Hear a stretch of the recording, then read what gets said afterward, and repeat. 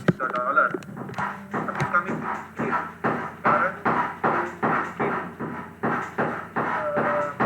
kita besarin, kita will be able to achieve this budget and really go over the budget. Tapi difficult to project anything specific for bagaimana how we see the second half of the year. Masih tunggu ekonomi global dan kalau ada resesi di depan, bagaimana kalau harga komoditas, then we will expect some profit margins to come down also.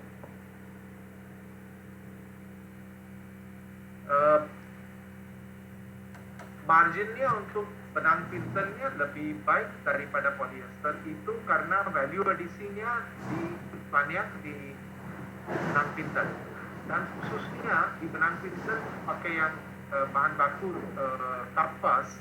Kalau kapas harga naik dan supply juga terbatas, kita lihat marginnya untuk benang pintelnya lebih baik daripada polyester.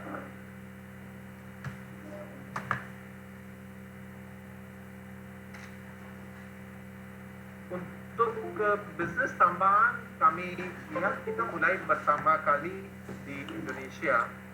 So setelah kami masih berhati-hati lihat bagaimana itu hasilnya untuk proyek sekarang jalankan. Setelah itu kita di sisi ini nanti untuk kalau bisa tambahan investasi di bisnis ini atau bisnisnya terfokus. So, kami lihat yang bisnis berfokus sekarang untuk benang pintel. Itu tambahan kapasitas lebih banyak kita lihat di depan, tahun-tahun depan kita harus fokus untuk berbisnis benang pintel di dalam Indonesia, di dalam Uzbekistan dan di Turki.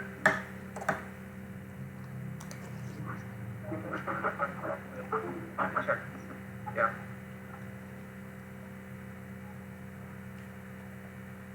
Di hari ini tadi ada hasil groups itu pembagian dividen ada Rp940 per saham, itu sekitar 41 juta dolar, sekitar ekuivalent 50% atas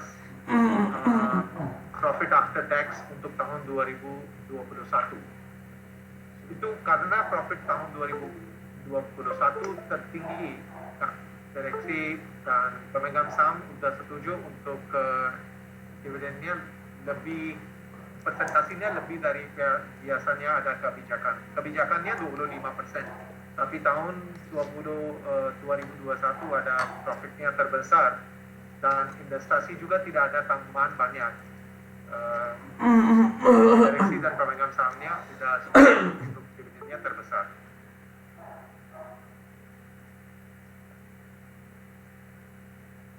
Tadi saya sudah kasih informasi untuk capital expenditure.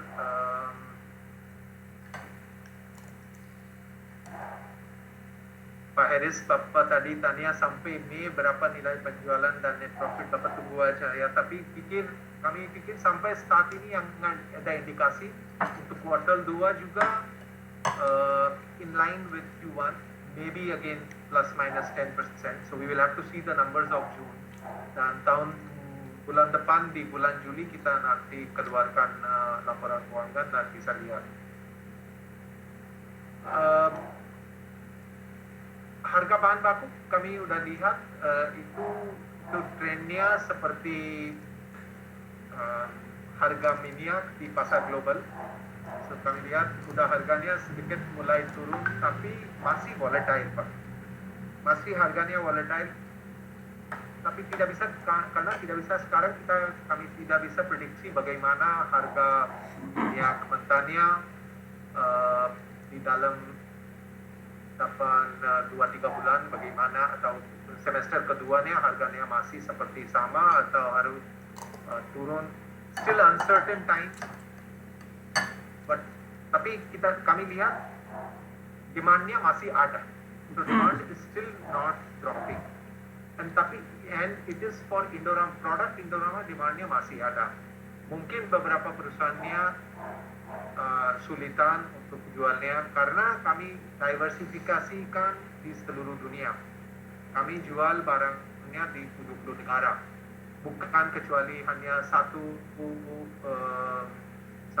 wilayah Asia. Kita jual di Serikat Amerika, di Eropa, di Latin Amerika, di Afrika juga. Kami punya network yang global, sehingga we still see no issues in our market, dan kita tambahan produksi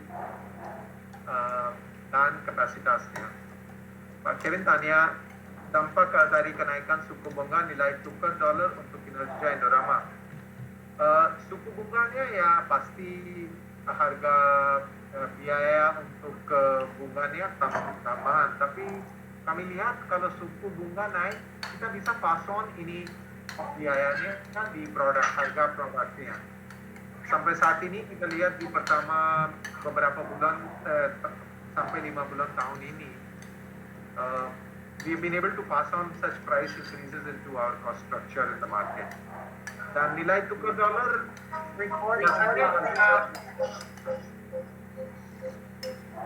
Bapak, Ibu, tolong mute aja.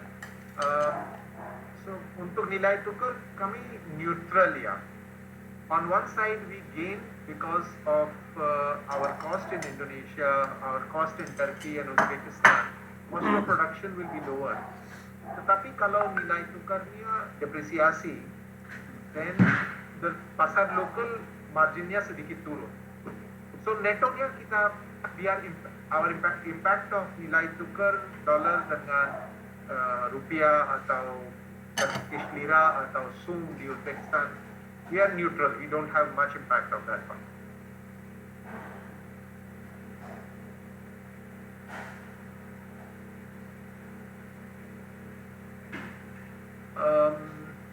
Tadi Pak Denny tanyakan untuk rencana ekspansi ke pertambangan mineral, itu Grupo Indorama-nya bermulai bisnisnya pertambangan di beberapa negara di dunia. Itu mulainya kami punya pertambangan rock phosphate di Senegal, di Afrika, West Africa. Tapi itu di Grupo ya, bukan ada hubungan dengan PT Indorama Synthetic. Indorama Synthetic di Indonesia kami berfokusnya untuk benang pintal, dan pertambangan pabriknya kami itu akuisisi kemarin tahun, itu masih dalam proyeknya. So setelah ini jalankan tahun 2024, kita lihat bagaimana itu hasilnya, nanti kita lihat kalau bisa tambah investasi di bisnis ini.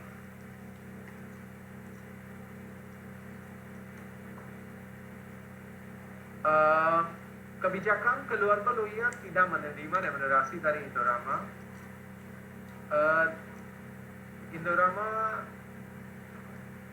di Indonesia itu Pak Loya, pimpinan Grupo Indorama, dia cinta Indonesia, dia cinta PT Indorama Synthetic di Indonesia, karena ini pertama pabrik ini ada, dia semua berdiri dari sini dan sekarang di seluruh dunia. Dia senang kalau bisa majukan perusahaannya di Indonesia dan terus investasikan. Pertama kali dari dalam beberapa tahun kita pertama kali bagikan dividen juga terbaik, tertinggi sekarang. Tapi berfokusnya untuk keuntungan lebih untuk investasi dulu. Kalau ada sisanya bisa nanti kasih tambahan dividen.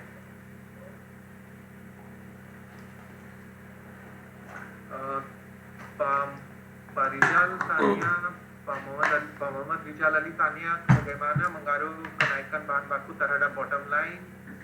Sampai saat ini kita bisa pass on harga naikkan di bahan baku di produk juga, dan kita terima marginnya terbaik untuk tahun 2021 dan pertama kuartal tahun 2022, tahun ini tahun 2022 juga.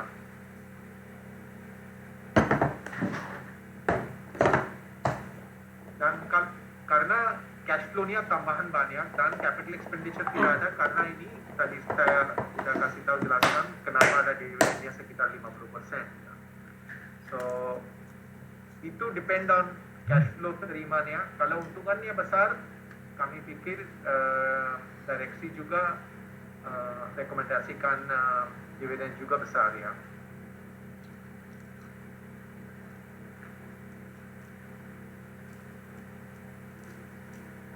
Okay.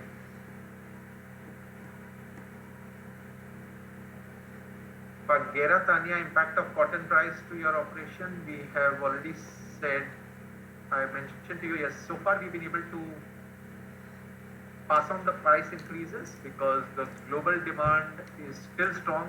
There is supply chain disruption is there, so which enables us to pass on all our cost increases in the market.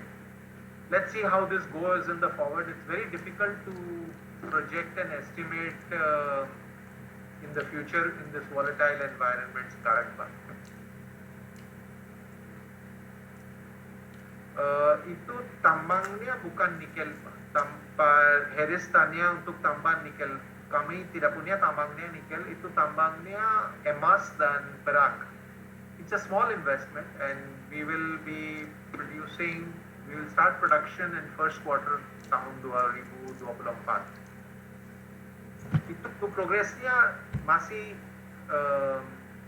buka konstruksi, masih prosesnya kita tunnelnya drilling dan tunnel bikinnya, nanti ada fabrik juga untuk refining and beneficiation plant processing semua bisa jalankan. So we expect everything to be completed by last quarter of 2023 and we should be able to commission the plant in first quarter 24, Pak. Harga kapasnya Pak Jordan tadi tanya bagaimana outlook harga kapas ke depannya. Sampai saat ini kita lihat harga kapas masih volatile ya. Di dalam 2 tahun kami lihat harganya udah naik dari 60 sen per pound, Amerika cent 0,60 sen. Now 60 cents per pound, it has gone up to about $1.5 per pound. Dan sekarang udah turun ke 1,2 dollar per pound, tapi masih tinggi. And we still see the commodity prices being volatile because of the geopolitical conflict, because of supply chain disruption, because of itu masih ada masalah untuk China di Xinjiang, kapas Xinjiang juga ada banyak negara-negara majunya yang ada restriksi, sehingga we see outlook to be firm right now. Untuk akuisisi untuk tambang saya udah kasih tahu that we will start small, we are starting small, kita lihat hasil dulu before we take any decision. Pabrik baru kemarin udah ada pabriknya jalan, di kemarin tahun di Indonesia 1 pabrik pintalnya jalan, dan tahun ini pabrik benang pintal di Turki di jalan, sehingga kita punya tambahan kapasitas di tahun ini. Dan tahun depan, tahun 2023 kita mulai 1 pabrik di Indonesia, itu konstruksinya masih di jalan, bisa selesaikan pada kuartal 2 tahun 2023. Dan di Turki kita pikir bisa selesaikan pertama kuartal 2024.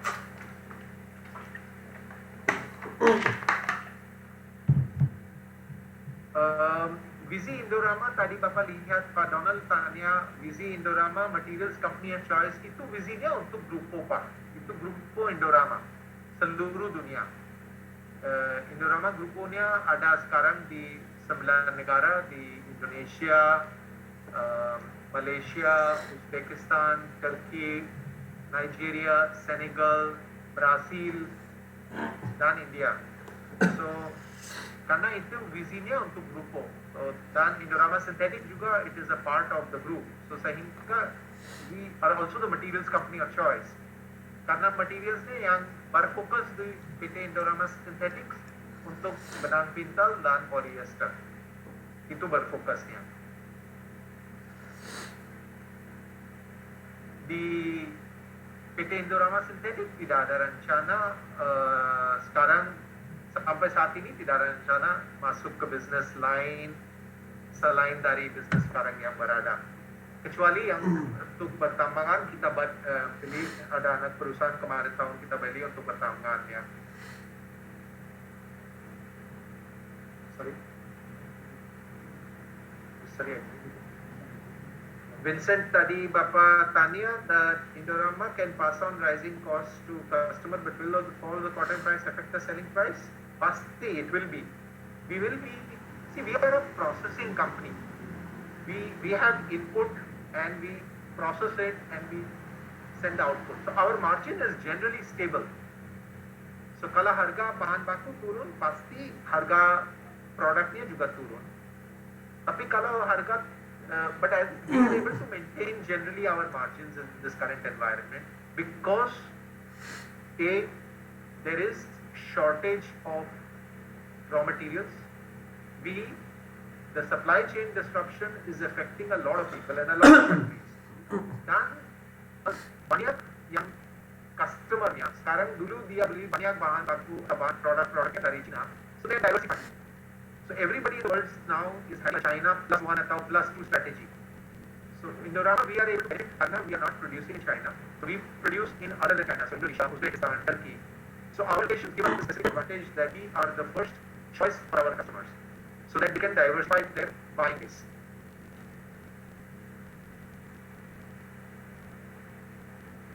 In Indonesia, our market share, Indonesia is also a very big producer of polyester and spanyans. Spanyan benang pintel di Indonesia sekitar kapasitasnya 7 sampai 8 juta spindle. So kapasitas Indonesia Indorama hanya sampai 500,000 spindle. So our capacity is maybe about 7 to 8%. Tetapi our capacity is more productive. Excuse me.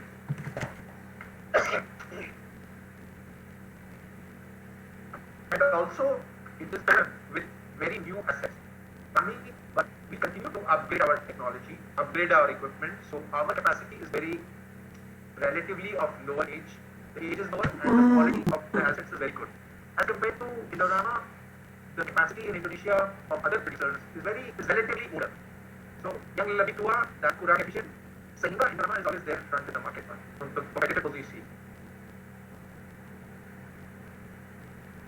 Indonesia pasarnya masih growing. The downstream market is growing. Indonesia is getting also the benefit of diversification of the market, global market, away from China, away from some markets. So we are seeing even downstream, government, capacity, some businesses are doing well. Ada beberapa producers yang they are having problems, they are having their own issues, maybe because of financial problems and maybe problems related to COVID tahun 2020. But we see that financially strong producers like Indorama are doing well. There are a lot of other producers in Indonesia like Birla Group or companies in the textile business, they are doing well. So beberapa ada perusahaan-perusahaan yang terbaik yang kuat posisi kawasan, itu penting.